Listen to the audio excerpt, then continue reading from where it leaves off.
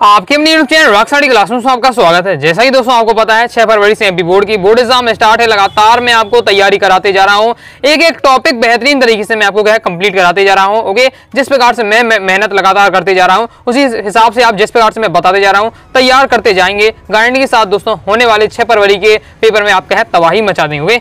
तो अब दोस्तों आज इस वीडियो में हम कौन सा टॉपिक पढ़ने वाले हैं, तो आज की इस वीडियो में हम सीखने वाले हैं संदर्भ प्रसंग व्याख्या। ओके, किस प्रकार से आपको करना है। ओके, पद और आपके देखो तो मैं आपको बता देता हूं, अभी तक आपको नहीं पता कि आपके पेपर में 4-4 नंबर के 2 क्वेश्चन आते हैं संदर्भ प्रसंग व्याख्या से संबंधित। ओके, एक तो आपका आएगा आपके काव्य खंड से, यानी आपकी पद्य की संदर्भ प्रसंग व्याख्या करने के लिए, और दूसरा आएगा आपका गद्य खंड से गद्य की संदर्भ प्रसंग व्याख्या करने के लिए। ओके, दोनों आपके यहाँ 4-4 नंबर के रहते हैं, मतलब 8 नंबर यहाँ से पक्के कर लेंगे। ओके, कुछ तो मैं आपको ट्रिक बता दूंगा जिनसे आप क्या है कुछ भी नहीं पढ़ा फिर भी आप नंबर फिक्स कर पाएंगे। ओके, तो ध्यान से वीडियो को देखिएगा अंत तक। ओके, तो हम क्या है एकदम सिलेक्टेड पद्य और गद्य देखने वाले हैं, लेकिन इस वीडियो में दोस्तों मैं आपको क्या है इस वीडियो में आपको केवल पद, इस वीडियो में आपको पद का समझा दूंगा और नेक्स्ट वीडियो में आपको क्या गद्य का समझा दूंगा। ओके, दोनों का थोड़ा अलग अलग टॉपिक है, मैटर है। ओके, इसलिए मैं क्या आपको इस वीडियो में पद का मैं आपको क्या महत्वपूर्ण पद बताऊंगा। टॉप 6 में आपको क्या है पद आपको क्या संदर्भ प्रसंग व्याख्या समझा दूंगा, उन्हें अच्छे से रट लीजिएगा। बाकी ट्रिक तो मैं आपको बता ही दूंगा, समझा दूंगा, और भी कोई आ जाता तो भी आपको टेंशन बिल्कुल नहीं लेनी है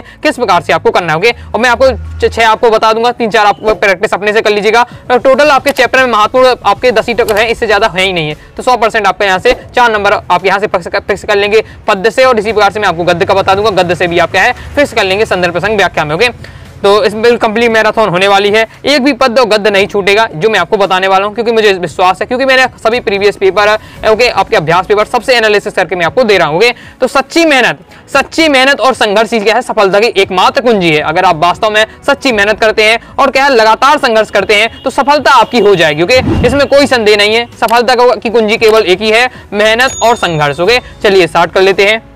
ओके, तो मैंने कंप्लीट में आपको क्या मटेरियल अपनी तरफ से बना रहा हूं, क्योंकि अगर मैं कहीं से गाइड से भी पढ़ता तो मैं सभी से, क्योंकि मैं कैसे लिख लेता हूं सब जगह से पढ़ता हूं तब मैं आपको लिए बनाता हूं। तो कहीं मुझे कुछ अच्छा लगता है, कहीं कुछ अच्छा लगता है, वो मैं लेके आपको क्या है तैयार करता हूं कंटेंट अपना, फिर आपको देता हूं जिससे आप क्या है बेहतरीन तरीके से अपने पेपर में लिख सके। ओके, और जो बताते रहा हूं इसी की आप एज इट इज रट भी सकते हैं, पढ़ भी सकते हैं, क्योंकि बेहतरीन तरीके से मैंने कंप्लीट आपको तैयार करना है। आपको अपनी तरफ से मेहनत नहीं करनी है, केवल आपको याद करने में आपको मेहनत करनी है, थोड़ा क्या लिखने की प्रैक्टिस करिएगा। ओके, चलिए हम पहला देख लेते हैं, एक एक क्रम पकड़ेंगे। पहला आपको तैयार करना है, मैं जीवन का भाल लिए फिरता हूँ, फिर भी जीवन में प्यार लिए फिरता हूँ, कर दिया झिंकृत जिनको छूकर मैं सांसों के 2 ताल लिए फिरता हूँ। ये आपका दिया है। किस प्रकार से आपको संदर्भ लिखना है समझिएगा, पहले समझ लीजिएगा फिर तो आपसे बनी जाएगा। संदर्भ मतलब होता है, संदर्भ में आपको क्या लिखना पड़ता है दोस्तों, इसे समझ लीजिए। तो संदर्भ में आपको बताना पड़ता है कि जो ये लाइनें दी हुई हैं, ये पद की जो आपकी लाइनें दी हुई हैं, ये कहां से ली गई हैं, किस चैप्टर से, आपके इतने सारे चैप्टर हैं उसमें कौन से चैप्टर से लाइनें ली हुई हैं। दूसरा आपको उसमें लाइन बतानी पड़ती है कि वो लाइनें जिस चैप्टर से ली गई है उसके लेखक कौन है, उसके रचयिता कौन है, उसके कवि कौन है, ये आपको बताना पड़ता है। तो आपको संदर्भ में आपको लिखना है, हमेशा हर में आपको लाइन लिखनी है। प्रस्तुत पद्यांश हमारी पाठ पुस्तक आरोह में संकलित कविता आत्मपरिचय, हमें पता है कि जो हमारा पहला चैप्टर है आत्मपरिचय उससे ली गई है, से अवतरित है या ली गई है, जिस इसके रचयिता क्या है हरिवंश राय बच्चन जी, ये आपको लिखना है। तो ये लाइन आप याद कर लीजिएगा। बाकी फिर जब कोई दूसरी पंक्ति दूसरा अगर चैप्टर का है तो वहाँ चैप्टर का नाम और यहाँ होकर राइटर लिख दीजिएगा। बाकी आपको संदर्भ में यही लाइनें लिखनी पड़ती हैं कि प्रस्तुत पद्यांश हमारी पाठ पुस्तक आरोह में संकलित कविता, जो भी आपको कविता हो उस कविता का आपको नाम लिख देना है, से ली गई है, और जिसकी रचयिता जो भी रचयिता वो आपको लिख देना है। जैसे मैं पता है आत्मपरिचय से ली गई है तो आत्मपरिचय लिख दिया और इसके रचयिता कौन है हरिवंश राय बच्चन। तो ये आपको संदर्भ में आपको लिखना पड़ता है। 1 नंबर फिक्स कितने नंबर का आता है, 4 नंबर का आता है।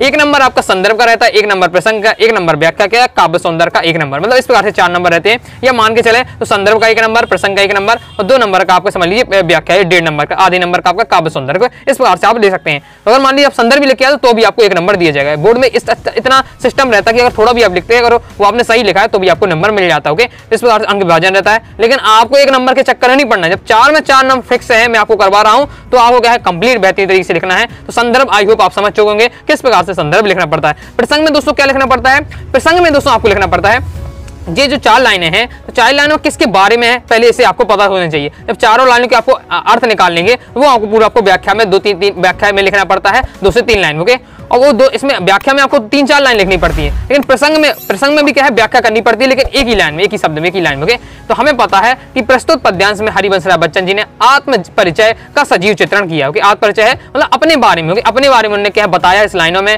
कि मैं क्या करता हूँ, मैं जगजीवन का भाल लिए फिर रहा हूँ, मैं प्यार लिए फिर रहा हूँ, तो अपने बारे में थोड़ा बता दिया, इसलिए लिख दिया है कि प्रस्तुत पद्यांश में हरिवंश राय बच्चन जी का आत्म परिचय मतलब अपना परिचय देते हुए और उसका क्या है, सजीव चित्रण कर रहे हैं। ओके, ये आपका प्रसंग हो जाता है। प्रसंग हमेशा एक लाइन में लिखना है, संदर्भ भी आपको है 1 से 2 लाइन में आपका हो जाएगा। ओके, ये आपका संदर्भ प्रसंग आपको समझ गए होंगे। ओके, तो एक नंबर यहाँ से हो जाते हैं। व्याख्या 2-3 लाइन में आपको लिखना है, ज्यादा नहीं लिखना पड़ता है। ओके, तो व्याख्या 2-3 लाइन में लिखना पड़ता है। और आप अगर आपने अभी तक पूरे साल भर में आपने जितनी भी कविता है, मतलब कविता है जिस प्रकार से ये पहला चैप्टर, दूसरा चैप्टर थोड़ा बहुत भी पढ़ा है, समझा है, ओके, तो आप गारंटी के साथ इसमें 4 नंबर पक्का कर पाएंगे। और अभी तक नहीं पढ़ा तो आप पढ़ लीजिएगा, एक बार जाकर सबके ये तो समझ ही लीजिएगा कि कौन चैप्टर, आत्म परिचय चैप्टर में काय की बात हो रही है, पतंग वाले चैप्टर में काय की बात है, ओके, अपाहिज वाले चैप्टर है तो उसमें किसकी बात की जा रही है, उसके बारे में आपकी कहा हिंदी कहानी में तो 2 से 3 लाइन उससे जान लीजिए वो किसकी मैटर की बात रही है, वो पता है तो आप क्या है उसको आप लिख दीजिएगा, व्याख्या में 2 से 3 लाइन आपका हो जाएगा। तो आत्म परिचय में पता है किस प्रकार से इसमें लिखना है, तो देख लीजिए व्याख्या कि सुप्रसिद्ध छायावादी गीतकार बच्चन ने अपने जीवन का बोध करते हुए मेरे जीवन की अनंत उत्तरदायी जिम्मेदारियों को लिखा हुआ। ओके, ये पहली लाइन का अर्थ हो जाता है, मैं जग जीवन का भाल लिए फिरता हूं, मतलब वो कभी बताते हैं हरिवंश राय बच्चन जी कि मेरे क्या है, मेरे पास मेरे ऊपर बहुत सारी जिम्मेदारियां हैं, मेरे जीवन में बहुत सारी दायित्व है, जिम्मेदारियां हैं, वो उनमें बता दिए, वो लाइन लिख दी। ओके,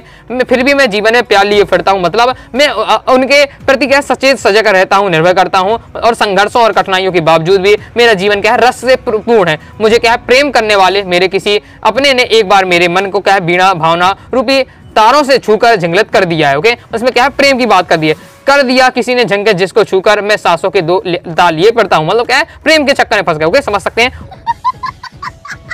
उसकी बात बताई जा रही तो इस प्रकार से। तो उसके आपने क्या है 102 लाइन का भी अगर अर्थ निकाल लेते हैं तो बस आपको 2-3 लाइन में आपको थोड़ा विस्तार से लिख दीजिएगा, व्याख्या हो जाती है। अब काव्य सौंदर्य समझ लेते हो। मैं अभी आपको समझा रहा हूँ, फिर तो आपको है एक बार पढ़ लीजिएगा, बाकी आप 6, 7, 10 आप पढ़ लीजिएगा, उन्हीं में से अक्सर आपके पेपर में आ जाते होंगे, तो एक बार समझ लीजिए फिर भी। ओके, काव्य सौंदर्य में दोस्तों आपको लिखना पड़ता है, काव्य सौंदर्य में कि जो यह पद्य है उसमें किस रस का प्रयोग किया गया है और किस टॉपिक की बात की गई है, साथ ही उसमें कौन सा रस है, कौन सा अलंकार है, ये आपको 2-3 लाइन में बताना, पॉइंट वाइज पॉइंट बताना पड़ता है। तो पहले इसमें हमने समझ गए, मैं जगजीवन का भाल लिए फिरता हूं, मतलब इसमें क्या है, कभी अपने उत्तरदायित्व की बात कर रहे हैं। ओके, तो पहले आपने बता दी कि इसमें क्या है, कभी अपने संसारिक उत्तरदायित्व के प्रति सजग हैं, उसकी बात कर रहे हैं। दूसरा, अब इसमें आपको अलंकार अगर आपसे बनता होगे तो आप अलंकार बता सकते हैं। सांसों के तार में क्या है, रूपक अलंकार। ओके, फिर नेक्स्ट इसमें क्या है, श्रृंगार रस की उन्मूल अभिव्यक्ति हुई है, भाषा सहज सरल खड़ी बोली है। अब दोस्तों आप ट्रिक समझ लीजिए, ट्रिक क्या है, अगर दोस्तों काव्य सौंदर्य में आपसे कुछ नहीं समझ, आप अधिकतम स्टूडेंट है, नॉर्मल अलंकार की परिभाषा बनती नहीं, अलंकार क्या छाटेंगे। ओके, मैं अब रियलिटी आपको बता रहा हूं, मैं आपको रियलिटी बता रहा हूं। तो ऐसी स्थिति में आपको क्या करना है, जिस टॉपिक की बात हो उसकी एक लाइन आपको लिखना है। इसमें जैसे मैं पता चल गया तुरंत ही कि उत्तरदायित्व की बात हो रही तो आपको लिख देना है, कभी ने उत्तरदायित्व की बात की है। ओके, तो एक लाइन एक पॉइंट बन जाएगा। ज्यादा काव्य सौंदर्य में केवल 2 या 3 पॉइंट आपको लिख देना है। दूसरा, आपको हमेशा कोई भी आपका आए हमेशा लाइन लिख देनी है, भाषा सहज सरल और खड़ी बोली है, ये आप लिख दीजिएगा, काम चल जाएगा आपका। फिक्स अधिकतम सम्यक क्या है, सरल सहज खड़ी बोली यही रहती है, तो हमेशा लिख दिया। तो ये आपको एक लाइन आपको उसके बारे में एक लिख दीजिएगा। ओके, किसकी बात हो रही है, दूसरा आपको बता देना है क्योंकि भाषा सहज सरल, ओके, सहज है, सरल है, सरल खड़ी बोली है। ओके, खड़ी बोली का प्रयोग किया गया है। साथ ही अगर एक भी रस आपको समझ में आ रहा है कि इसमें वीर रस है, कि उसमें मैं आपको रस पढ़ा चुका हूं, थोड़ा भी अगर रस में समझ में आ रहा तो वो एक लाइन लिख सकते हैं, तो आपका काव्य सौंदर्य हो जाता है। तो आई होप आप समझ रहे हैं किस प्रकार से आपको लिखना है। संदर्भ, अब संदर्भ के लिए आपको क्या कर लेना है, मैं आपको पहले ही बता चुका हूं। जो दोस्तों आपकी बुक है, बुक आपकी ये है आरओ वाली बुक है, देखिए मैं रखा हुआ हूँ। तो आरओ की जो बुक है, जैसे ये आपका चैप्टर दिया हुआ, इस प्रकार से बुक आपके पास भी होगी। सब के आप क्या है तुरंत ही अभी क्या है रट लीजिए, क्या रट लीजिए, उनके लेखक, इससे क्या है वस्तुनिष्ठ भी आपका कंप्लीट हो जाएगा, साथ ही संदर्भ प्रसंग भी हो जाएगा। जैसे आत्म परिचय एक गीत के रचयिता कौन है, हरिवंश राय बच्चन जी। ओके, अब पतंगी कौन रचयिता है, आलोक धनवा जी। ओके, कुंवर नारायण ने क्या लिखी है, कविता के बहाने बात सीधी थी, रघुवीर साहब जी ने कैमरे बंद पाई। इससे क्या फायदा हो, एक तो फायदा होगा वस्तुनिष्ठ में अक्सर पूछा जाता है, आत्म परिचय के कवि बताएं कि पतंगी कवि होता तो याद हो जाएगा। दूसरा, आपके संदर्भ प्रसंग में व्याख्या में अगर पता चल जाता है कि मान लीजिए ये जो कोई पैसेज आया वो क्या है पतंग वाले से, तो आप तुरंत लिख देंगे इसके कवि कौन है, आलोक धनवा। ओके, ये आपको जरूर याद कर लेना कि कविता वाली और लक्ष्मण बुरुचा तुलसीदास जी ने लिखी है, रुबाई फिराक गोरखपुरी ने, ये आप याद कर लीजिए। इससे क्या है, आपको संदर्भ आप लिख देते हैं और प्रसंग आप लिख लेते हैं, व्याख्या की 1-2 लाइन और काव्य सौंदर्य में ट्रिक बताई दी है, तो संदर्भ प्रसंग आपसे बन ही जाएगा। ओके, काव्य सौंदर्य बन जाएगा। व्याख्या के लिए आपको क्या करना है, उसके बारे में आपको कुछ भी पता हो उसके बारे में 2 से 3 लाइन 4 लाइन लिख दीजिएगा। ओके, तो आपका बन जाएगा। तो आई होप आप समझ चुके हैं, बहुत मैं आपको समझाने की कोशिश कर रहा हूँ, आई होप समझ गए। दूसरा, आपको नेक्स्ट तैयार करना है ओके पद में, यही आप स्क्रीनशॉट भी ले लीजिएगा। बाकी आप क्या है कंप्लीट कोर्स को ज्वाइन कर लीजिए, अभी तक नहीं ज्वाइन किया है। ओके, कंप्लीट हिंदी के कोर्स को ज्वाइन कर लीजिए। हिंदी के कोर्स में मैंने दोस्तों आपको कंप्लीट पीडीएफ नोट्स आपको मिल जाएगा, तो आपको क्या है कम ही जो समय बचा हुआ उसमें आपकी क्या है कंप्लीट तैयारी हो जाएगी। कोर्स ज्वाइन करने के लिए 9039534479 दिए गए व्हाट्सएप नंबर मैसेज करना है। कंप्लीट हिंदी, जितना पूरा हिंदी आपका कच्चे 12वीं के जितना सिलेबस है, चाहे ग्रामर हो कुछ भी हो, सबका पीडीएफ रूम में आपको मिलेगा। फीस 249 रुपए है। सभी स्टूडेंट ज्वाइन कर सके 50% ऑफ कर दिया, अभी फीस केवल 125 रुपए है। ओके, ज्वाइन कर सकते हैं, तो पीडीएफ रूम में मिल जाएगा, तो आपको क्या है लिखने की भी मेहनत नहीं करनी पड़ेगी और आप क्या है तुरंत पढ़ सकते हो। बाकी मैं आपको समझाते ही जा रहा हूँ वीडियो में। फिर क्या है नेक्स्ट आपको तैयार करना है, मुझसे मिलने कौन विकल है, मैं हूँ किसके हित चंचल, यह प्रश्न स्थिरता करता, पद भरता और बिगड़ता, दिन जल्दी जल्दी ढलता है। ओके, तो ये हमें पता है, इसी में नाम दिखा जल्दी जल्दी से लिया गया है। तो बस प्रस्तुत क्या लिखना है, संदर्भ में प्रस्तुत पद्यांश हमारी पाठ पुस्तक आरोह में संकलित दिन जल्दी जल्दी से अवतरित है। वो लाइन वही रहेगी, बस यहाँ आपका क्या है आपका क्या चेंज हो जाएगा, आपका चैप्टर चेंज हो जाएगा। रचयिता कौन है, हरिवंश राय बच्चन जी। ओके, संदर्भ हो जाता है। प्रसंग में क्या बात हो रही है, प्रसंग में दोस्तों बात हो रही है कि क्या है जल्दी जल्दी चलते कि यहाँ से की बात हो रही है कि प्रस्तुत पद्यांश में कवि एकांकी जीवन की कुष्ठा का यथार्थवादी चित्रण किया है, मतलब अकेलापन जीवन है। साथ ही दोस्तों यहाँ आप लिख सकते हैं ओके, एकांकी क्यों इसमें कहा क्या है, मतलब वो अकेले रह रहे हो। एकांकी का क्यों बता रहा है कि मेरे क्या है कोई घर परिवार नहीं है, तो मैं किसके लिए भागूं। ओके, जैसे कोई पैसे कमा रहा है तो किसके लिए कमाई, मतलब कोई अकेले है ही नहीं, अकेला है, अपने अलावा भी किसी के होना चाहिए, इस प्रकार से। ओके, तो समझ लीजिए एकांकी जीवन के लिए यथार्थवादी चित्रण किया है। ओके, व्याख्या है जैसे, तो व्याख्या में आपको क्या लिखना है उसके बारे में आपको बताना है। इसमें क्या बताया जा रहा है, कभी रहता कि इस जग में वह अकेला ही है। ओके, इसलिए इसमें क्या है एकांकी जीवन की कुष्ठा बताई। ओके, जीवन पथ में बढ़ते बढ़ते सोचने लगता है कि उसका कोई अपना कोई प्रिय है ही नहीं है, कोई प्रेमी है ही नहीं है, उसका प्रिय है ही नहीं है जो उससे मिलने के लिए प्रतीक्षा हो कि मैं अगर घर पहुंचूं तो मुझसे कोई मेरा स्वागत करे, मतलब कोई है ही नहीं। ओके, समझ सकते हैं। इसलिए मैं किसके चेहरा स्मरण करूं, मतलब किसके मोटिवेशन रहे उसके लिए। ओके, जैसे बहुत स्टूडेंट मेहनत किस लिए कर रहे हैं, आप चाहते हैं कि अच्छी मेहनत करूं, अच्छे नंबर लाऊं, तो मेरे माता पिता का नाम रोशन करे, तो एक आपके झलक है माता पिता के आपके लिए मोटिवेशन के लिए। ओके, तो वही बता रहा हूं कि मेरे लिए कोई है ही नहीं। ओके, किसके हितार्थ गर्तव्य, मतलब किसके लिए मैं चलूं। ओके, भावनाओं के अथाह सागर में गोते लगाते हुए कभी सोचता है कि जीवन पथ में चलते चलते उपयुक्त प्रश्न मेरे क्या है बेड़ियां डाल देती, मतलब मेरी बेड़ियां डाल देती है, मतलब क्या है अब मैं अपने जीवन में आगे बढ़ ही नहीं पाता हूं, बढ़ते बढ़ते कदम में क्या है मेरे सुस्त हो जाते हैं। इस प्रकार से क्या है हृदय की वेदना और व्याकुलता भर जाती है इसे धर। ओके, और क्या है कभी क्या है बेचैन और क्या है बेपरवाह, दिन जल्दी जल्दी ढलता जा रहा है कभी कह रहा है। ओके, तो इस प्रकार से आपको बता देना है। काव्य सौंदर्य इस प्रकार से दिया है, तो आपको पता है कि इससे कवि ने इसमें क्या किया है, एकांकी जीवन से उत्पन्न कुष्ठा का सजीव वर्णन किया है। ओके, अब दूसरा क्या है, मुझसे मिलने में अनुप्रास अलंकार, मैं हो किसके चिंतन में क्या है प्रश्न अलंकार है। प्रश्न अलंकार तो आप आसानी से छाट सकते हैं। अगर कोई पद में क्या क्वेश्चन पूछा, इसमें क्वेश्चन पूछे जा रहा है। ओके, मैं किसके लिए चंचल, ओके मैं हूँ किसके चंचल, मैं किसके लिए चंचल हूँ, मैं किसके लिए चलूँ। ओके, तो ये इसमें क्या क्वेश्चन पूछे जा रहा है, इसलिए आपको प्रश्न अलंकार हो जाएगा। बस देखिए वही लिखी लाइन आ गई, भाषा सहज सरल और क्या है खड़ी बोली है। देखिए तो ये लाइन आप क्या रट लीजिए, बाकी उसके बारे में लिख लीजिए, दो आपकी काव्य सौंदर्य भी हो जाएगा। काव्य सौंदर्य जरूर लिखिए, अच्छा लगने पड़ता है, टॉपर की पहचान होती है। ओके, तो ये आपका हो जाता है। चलिए हो जाता है, आगे देख लेते हैं। नेक्स्ट आपको तैयार करना है, वीडियो लंबी हो सकती है लेकिन ध्यान से अंतर समझिएगा, क्योंकि आपको पता है जब मेरी वीडियो ऐसी रहती है कि आप वीडियो को देखते ही देखते सब कुछ सीख जाते हैं, फिर बाद में आपको क्या है एक बार रिवीजन करना पड़ता है। ओके, आगे देख लेते हैं। तीसरा, बात सीधी थी पर एक बार भाषा के चक्कर में फंस गई, जरा टेढ़ी सी फंस गई, उसे पाने की कोशिश में भाषा को उल्टा पलटा टोड़ा मड़ोड़ा घुमाया क्या है फिराया कि बात या तो बने या फिर भाषा से बाहर आए, लेकिन उससे भाषा के साथ साथ बात और भी पेचीदा हो गई। बहुत ज्यादा इंपॉर्टेंट है। ओके, ये आ चुका है प्रीवियस पेपर में, तो क्या है इसमें भी देख लेते किस प्रकार से आपको लिखना है। इसमें मैंने कंटेंट बहुत दे दिया, इतना सारा नहीं लिखना, केवल 3 लाइन आपको लिखना है, इसलिए मैंने दे दिया कि आप इसे पढ़ लें, समझ लें। कम से कम अगर आपने अभी तक पूरा चैप्टर नहीं पढ़ा तो इन्हीं के माध्यम से क्या है चैप्टर मुझसे समझ लें, ताकि आप क्या है थोड़ा बहुत भी आप वाक्य 2-3 लाइन लिख सकोगे। तो संदर्भ में क्या लिखना है, प्रस्तुत पद्यांश हमारी पाठ पुस्तक आरोह संकलित। अब ये किससे ली गई है, बात सीधी थी पर, अब कुछ तो उनके चैप्टर में नाम ही है। ओके, मतलब क्या है इसी में छिपा हुआ बात सीधी थी पर, मतलब उस आपको पद्यांश मिल जाता है तो कई ऐसे पद्यांश हो गए जो उसके चैप्टर का नाम उसमें खुद ही मिल जाता है। जैसे दिन जल्दी जलता में मिल गया, इसमें भी मिल जाता अपन को बात सीधी थी पर। ओके, और लिए गया। अब किसके कौन है, रचयिता कुंवर नारायण। अगर आपने कॉपी से याद कर लिया है कि बात सीधी थी, मतलब अपनी किताब से कि बात सीधी थी के रचयिता कौन है, कुंवर नारायण, तो आपके तुरंत यहाँ 1 नंबर पक्का हो जाए। इसलिए मैं कह रहा हूँ रचयिता जरूर सबकी याद कर लीजिएगा कि कौन किसने लिखा है। ओके, आत्मपरिचय किसने लिखा, हरिवंश राय बच्चन जी ने। ओके, बात सीधी थी किसने लिखा, कुंवर नारायण जी ने। ओके, आपका अपाहिज वाला किसने चैप्टर लिखा, तो रघुवीर साय जी ने। तो ये आपको याद कर लेना। ओके, अब प्रस्तुत पंक्तियों में क्या कथ्य को प्रभावी अभिव्यक्ति से सही तरीके से बोलने भाषा के चयन की बात की गई, मतलब ऐसे बात बोलनी चाहिए लोगों को जो लोगों को समझ में आए। ओके, सरल भाषा का प्रयोग करना चाहिए जिससे लोगों को समझ में आए, नहीं तो आपकी भाषा आप किसी को समझा रहे तो क्या मतलब जब उसे समझ में ही ना आए। ओके, व्याख्या किस प्रकार से लिखिए, इस प्रकार से आपकी दी हुई है, आप पढ़ सकते हैं और समझ सकते हैं। बहुत ही आसान भाषा में आपकी दी है, पूरा डिटेल से पढ़ लीजिएगा। पेपर में केवल 3 आपको लाइन लिखनी है, केवल 3 लाइन। ओके, 1-2 लाइन आपकी संदर्भ की, 1-2 लाइन व्याख्या की, 3 से 4 लाइन आपको व्याख्या कर देनी है।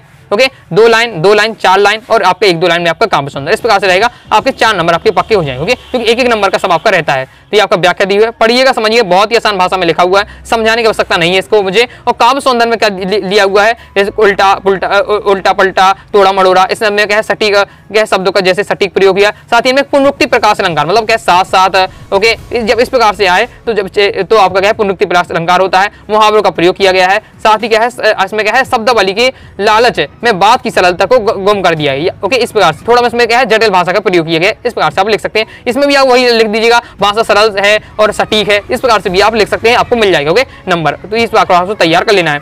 नेक्स्ट आपको तैयार करना है जोर जबरदस्ती से बात की चूड़ी मर गई और भाषा के बेकार घूमने लगी। तो यही भी वही चैप्टर से लिया गया है कि प्रस्तुत पद्यांश हमारी पाठ्य पुस्तक बात सीधी थी पर से लिया गया है, उसके रचयिता कुंवर नारायण जी। ओके, किस प्रकार से है कि प्रस्तुत पंक्ति में कभी पेंच के उदाहरण से भाषा को सुधारने के प्रयास की बात बिगड़ने की बात कह रहा है। मतलब पेंच का एग्जांपल देते हुए कहता है कि हमें भाषा किस प्रकार से हमें भूलनी चाहिए। ओके, आई होप आप समझ चुके होंगे। और अभी तक दोस्तों हमने क्या है वीडियो को लाइक करके सब्सक्राइब जरूर कर दीजिएगा, बेल आइकन प्रेस कर लीजिएगा। डाउट आता है कमेंट बॉक्स में जरूर पूछ लीजिएगा। लाइक और शेयर ठोक दीजिए, महाकाल का लाइक और शेयर ठोक लीजिए।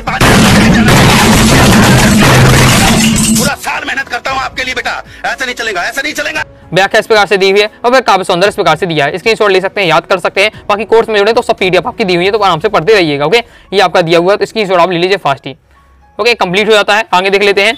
ये बहुत ज्यादा आपका महत्वपूर्ण है। आपका दूध कहो, अब दूध कहो, राजपूत कहो या जुलाहा कहो, को काहू की बेटी सो बेटा ना ब्यास करो, काहू की जाति बिगाड़ न सो। इस प्रकार तुलसी सर नाम गुलाम राम का, जाको रुचे सो काहे कछु मांगी के खावे मसीत में सोईवे, लेबो एक न देबो दोई। ओके, एक बार आप पढ़ लेते, समझ लेते, एक बार समझ लेते तो पेपर में आप तुरंत ही 4-5 लाइन तो आप कम से कम लिखी जाएंगे। तो ये कब हमें पता है तुलसीदास जी नाम, ये तुलसीदास जी इसमें आ गया, मतलब ये तुलसीदास जी वाला है, मतलब ये कहाँ से लिखा है, कविता वाली से लिया गया है। तुरंत ही आपको लिख देना प्रस्तुत सवैया, सवैया है। ओके, नहीं अगर पता सवैया तो डायरेक्ट लिखिए कि प्रस्तुत लाइनें पंक्तियां हमारी पाठ्य पुस्तक आरोह से संकलित कविता वाली से उत्तर कांड से ली गई है। अगर नहीं कुछ पता तो अक्सर लिखिए कविता वाली से ली गई है, जिसके रचयिता तुलसीदास जी हैं। इसमें किसकी बात हो रही है, राम भक्त तुलसीदास जी ने राम के प्रति अपनी अनंत भक्ति का क्या है वर्णन किया है। ओके, ये आपको बता देना, मतलब राम के लिए प्रेम के बात की गई है, राम के प्रति भक्ति की बात की गई है। इस प्रकार से आपका दिया है कि राम भक्त तुलसीदास जी कहते हैं कि लोगों ने चाहे उन्हें त्यागा हुआ कहें,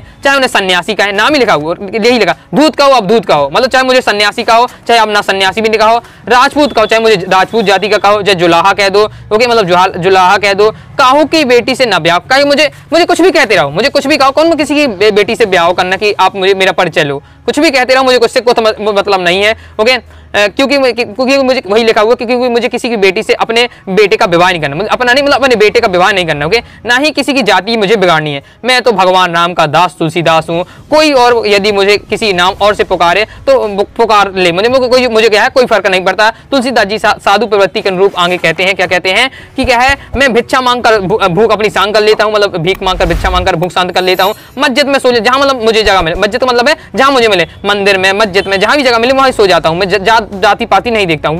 जाति बाद के नाम पर बंधन से फंसे इन लोगों के मुझे कोई लेना देना नहीं, मतलब जो जाति में बाद में फंसे रहते हैं। ओके, उनके से मुझे लेना देना नहीं है। ये आपका कहा गया, तो आई होप समझ चुके हैं। इसमें क्या है तुलसीदास जी ने अपने क्या है राम के प्रति जो प्रेम है उसकी बात की गई है। देखिए वही आ गया, भाषा सरल सहज और क्या है प्रभावपूर्ण ब्रज भाषा है। ओके, तो आप बस इतना आप ये लाइन कर लिए 1-2 लाइन तो आपका काव्य सौंदर्य भी आपका तैयार होते रहेगा। ओके, इस प्रकार से आई होप समझ चुके हैं। नेक्स्ट आपको तैयार कर लेना है। नव में पाती बंधे बगलों के पंख चुराए लिए जाती वे मेरी आंखें, कजरारे बादलों की छाई नव छाया, तैरती झांझ सजेद श्वेत काया, होले होले जाती मुझे बांध निज माया से, उसे कोई तनिक तनिक रोक रख लो, वह तो चुराए लिए जाती मेरी आंखें, नव में पाती बंदी बंगलों की पंख। अब देखिए असल में बंगलों के पंख, बंगलों की बात आ रही, मतलब ये हमारा बंगलों के पंख वाले चैप्टर से लिया गया है। तो आप किस प्रकार से आप उसकी पद से भी आप चैप्टर का नाम निकाल सकते हैं, ये तो आपको पता ही, मैंने आपको समझा दिया है। बहुत सारे रहता है, सब में नहीं रहता लेकिन बहुत सारे, जैसे इसमें बगलों की बात हो गई है, उसमें तुलसीदास जी के राम की बात हो गई थी। इसके साथ ही आपको क्या है ये आपके इसमें बात सीधी थी पर में भी आपका नाम आ गया था। ओके, दिन जल्दी जल्दी, तो उसी से आप क्या है पता लगा सकते हैं कौन से चैप्टर से लिया गया है। रचयिता आपको क्या है याद कर लेना पहले से, तो प्रस्तुत का पद्यांश या कवितांश है हमारी पाठ्य पुस्तक आरोह बगलों के पंख से लिया गया है, जिसके रचयिता उमाशंकर जोशी हैं। ओके, ये आपका दिया हुआ है। प्रस्तुत पद्यांश में क्या है, कवि ने आकाश में उड़ते पंछियों के माध्यम से क्या है, प्रकृति के अनुपम सौंदर्य का चित्र किया है। मतलब वो प्रकृति के बारे में बताते हैं और किसके माध्यम से, बगलों के माध्यम से, बगलों की सुंदरता के माध्यम से। क्या कहते हैं कि प्रस्तुत पद्यांश में क्या है, असीम अनंत आसमान में सफेद क्या है, पंख फैलाए हुए बगुले क्या है, पंक्तिबद्ध होकर चल रहे हैं। नए अभिमान दृश्य को देखकर मैं क्या मंत्र मुग्ध हो जाता हूँ। इसलिए कह रहा हूँ कि मेरे आंखें चुराई लिए जा रहे हैं, आंखें चुराई लिए जा रही, मतलब उनसे मुझे प्रेम हो रहा है, मुझे ये जो बगले जा रहे हैं अच्छा लग रहा है। तो इसलिए वो कह रहे हैं कि मैं देखकर क्या मग्न मुग्ध हो जाता हूँ। ऐसा लगता है ये मेरी दृष्टि को क्या है, प्रभाव डाल रहे हैं। ओके, बगलों से मेरी नजर नहीं हट रही, मतलब बगलों इतने सुंदर है कि मेरी नजर नहीं हट रही। ओके, उन्हीं सब लाइनों से आप क्या इनका अर्थ निकाल सकते हैं। पूरा कवि प्रकृति के अनुपम सौंदर्य का चित्रण करते हुए आसमान में कहते हैं कि आसमान क्या है, काले काले बादलों की पृष्ठभूमि पंक्तिबद्ध होकर उड़ते इन दृश्य बगलों के दृश्य ऐसा लगता है मानो आकाश में संध्या की चमकीली सफेद काया तैर रही हो। मतलब काले काले बादल हैं, सफेद सफेद बगले तो चल रहे हैं, तो ऐसा लग रहा है कि काली काली बादलों में मतलब संध्या में क्या चमकीले सफेद काया वाले तैर रहे हैं। ओके, प्रकृति का क्या है ये अद्वितीय दृश्य है। अब देखिए इतना सारा समझाइए, लेकिन आपको तो 3 ही लाइन लिखना है। ओके, मैं आपको समझा चुका हूँ। समझने के लिए आपको ज्यादा ज्यादा पढ़ के जाना है। जब पेपर में आए तो आपको 2 से 3 लाइन, आपको जितना भी याद आए तो 2 से 3 लाइन आपको तो याद आ ही जाएगा, आपका कंप्लीट हो जाएगा, मतलब अपना काम बन जाएगा। ऐसा है। ओके, काव्य सौंदर्य इस प्रकार से आपको लिखना है। ये आपका दिया आंखें चुराने में क्या है, मुहावरा है। हौले हौले में क्या है, पुनरुक्ति प्रास अलंकार है। मतलब जब भी एक शब्द 2 बार आए, हौले हौले, ओके, ये आपका आ चुका है। खाते खाते, पीते पीते, इस प्रकार शब्द है तो वो आपके पुनरुक्ति प्रकाश अलंकार कहलाते हैं। ओके, फिर आपको वही लिख दीजिए, भाषा सरल सुबोध है, ये भी आप लाइन लिख दीजिए। बाकी आगे से आप जो दिए गए हैं ये आपके हैं, आपके आपके गद्य खंड के वाले। ओके, तो गद्य खंड के गद्य है तो मैं आपको आगे नेक्स्ट में समझा दूंगा, उसकी अलग से है ट्रिक, तो वो भी आपको मैं समझा दूंगा। और साथ ही में जितनी भी ट्रिक बनती है उसे ओके उससे संबंधित वो भी आपको बता दूंगा। तो आई होप आपको वीडियो पसंद वीडियो लाइक करें, चैनल जरूर करिएगा। कोई डाउट आता है कमेंट बॉक्स में जरूर पूछ लीजिएगा। टेलीग्राम चैनल को ज्वाइन नहीं किया है तो टेलीग्राम चैनल को ज्वाइन कर लीजिएगा। ओके, टेलीग्राम चैनल जरूर ज्वाइन कर लीजिएगा। साथ ही दोस्तों आप क्या है, कोई डाउट आता है कमेंट बॉक्स में जरूर पूछ लीजिएगा। मिलते हैं नेक्स्ट वीडियो में, तब तक के लिए बाय बाय।